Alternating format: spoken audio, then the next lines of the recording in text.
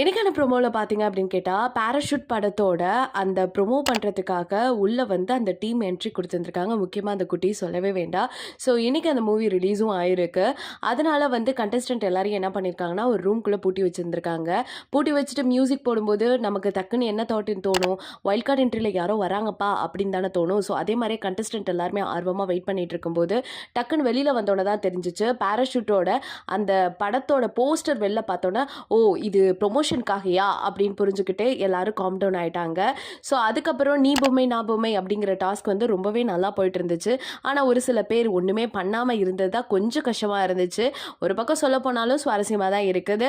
அது மட்டும் இல்லாமல் எப்போவுமே ஒரு கண்டஸ்டன்ட் வந்து உள்ளே வராங்க, இல்லை வைல்ட் கார்டு என்ட்ரியில் வராங்க, இன்னும் சொல்ல போனோம் இது மாதிரி ப்ரொமோஷன் கொடுக்கறதுக்காக வராங்க அப்படின்னா கண்டிப்பாக அவங்க கையில் வந்து ஒரு டாஸ்க் கொடுத்து அனுப்புவாங்க. இன்னும் சொல்ல போனால் ஸ்பெஷல் ஃபுட் வரதுக்கான வாய்ப்புகளும் இருக்குது. ஸோ அதே மாதிரியே கண்டஸ்டன்ஸ் எல்லாருமே வந்து அதுக்காக வெயிட் பண்ணிட்டும் இருக்காங்க அப்படின்னு சொல்லியே ஆகணும். ஸோ அது மட்டும் இல்லாமல் இந்த ஒயிட் கார்டு என்ட்ரியில் வந்தவங்க இல்லை நம்மளோட கண்டஸ்டன்ஸ் யார் வந்து ரொம்ப மொக்கையாக இருக்காங்க, ஸோ இவங்கெல்லாம் இருந்தால் பயங்கர சுவாரஸ்யமாக போயிட்டுருக்கு அப்படின்னு யாரை நீங்கள் கை கட்டுவீங்க அப்படிங்கிறத மறக்காமல் நம்ம கமெண்ட் செக்ஷனில் ஷேர் பண்ணிக்கோங்க. இது போல் அப்டேட் உடனுக்குடனே தெரிஞ்சுக்கணுன்னா நம்ம சேனலை சப்ஸ்கிரைப் பண்ணி வச்சுக்கோங்க.